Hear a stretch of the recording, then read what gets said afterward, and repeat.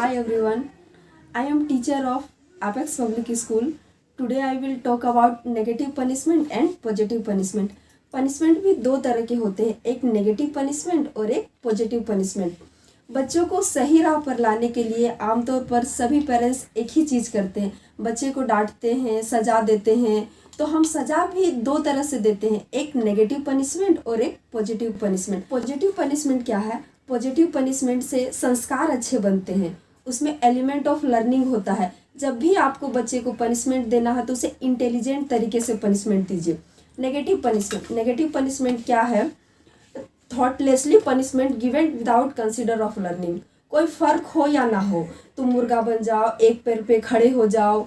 अगर negative punishment देते हैं तो बच्चे कहीं ना कहीं इससे जिद्दी बन जाते हैं, इससे वो कुछ सीखते नहीं है और वो ढीठ बन जाते हैं। नेगेटिव पनिशमेंट क्या है कि अगर कोई बच्चे अपना होमवर्क कंप्लीट करके नहीं आए हैं तो हम बच्चे से कहते हैं या तो तुम मुर्गा बन जाओ या फिर क्लासरूम से बाहर निकल जाओ या तो फिर तुम कैंपस का 4 राउंड लगाओ। तो ये क्या है? Negative punishment.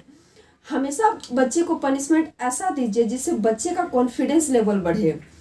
अक्सर हम लोग देखते हैं कि पढ़ाते समय बच्चे क्लासरूम में हल्ला कर रहे हैं, तो बच्चे से कहिए कि आप उठ के आओ अपने सीट से और ये 5 चैप्टर पढ़ो और आप समझाओ। तो ये पनिशमेंट है, बट ये पॉजिटिव पनिशमेंट है।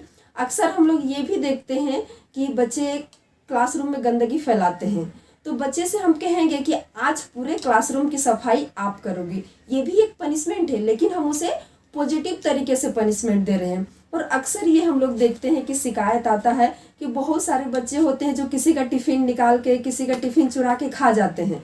तो हम बच्चे से कहेंगे कि आप आज टीचर्स रूम में टीचर्स के साथ लंच करोगी। ये भी एक पनिशमेंट है, लेकिन ये पॉजिटिव पनिशमेंट है। अक्सर हम लोग देखते थे कि हमारे टाइम में क्या होता था कि जब हम लोग किसी भी वर्ड का स्पेलिंग मिस्टेक लिखते थे तो सर क्या करते थे कि हमें पनिशमेंट देते थे कि आप उसी वर्ड को 5 पेज लिख के आओ।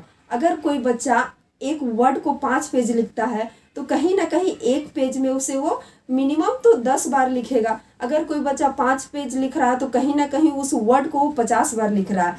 अगर कोई वर्ड को हम लोग 50 बार लिखते हैं तो कहीं ना कहीं वो वर्ड हमारे ब्रेन में हमेशा के लिए सेट हो जाता है और वो वर्ड हम कभी नहीं भूलते हैं। ये भी एक पनिशमेंट है, लेकिन वो पॉजिटिव पनिशमेंट है। अक्सर आप लोग घरों में देखिएगा कि बच्चे क्या करते हैं कि फ्रिज से पानी का बोतल निकालते हैं और पानी पी जाते हैं और फ्रिज में बोतल खाली ही छोड़ देते हैं।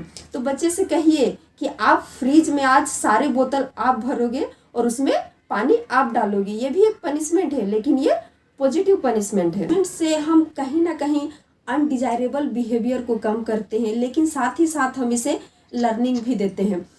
नेगेटिव पनिशमेंट में क्या है कि हम बच्चे को डराते हैं, धमकाते हैं, तो कहीं ना कहीं इसे ये बच्चे में नेगेटिव इम्पैक्ट पड़ता है। बच्चे को आप सिखाइए आई डू यू सी, आप करोगे, बच्चे देखेंगे, सीखेंगे। बच्चे के साथ हमेशा फ्रेम, फेयर और फ्रेंडली बनिए। फ्रेम कि आप बच्चे से स्ट्रिक्ट बातें कीजिए और फेयर मतलब बच्चे को आपको पनिशमेंट ही देना है तो उसे सॉफ्ट तरीके से पनिशमेंट दीजिए, ज़्यादा हार्ड पनिशमेंट नहीं देना। और फ्रेंडली मतलब क्या है कि आप बच्चे के साथ नॉन सॉफ्ट थ्रेटनिंग लैंग्वेज में बात कीजिए ताकि बच्चे आपके खिलाफ ना हो। बच्चे का भविष्य एक क्लास टीचर के साथ साथ उसके माता पिता की सोच पर भी निर्भर करता है, इसीलिए आप हमेशा प्रोग्रेसिव माइंड से सोचिए। और आज का टॉपिक बेसिकली था पनिशमेंट के बारे में कि नेगेटिव पनिशमेंट और पॉजिटिव पनिशमेंट, किस पनिशमेंट का बच्चों पे किस तरह से असर करता है। Thank you and once again thank you for listening.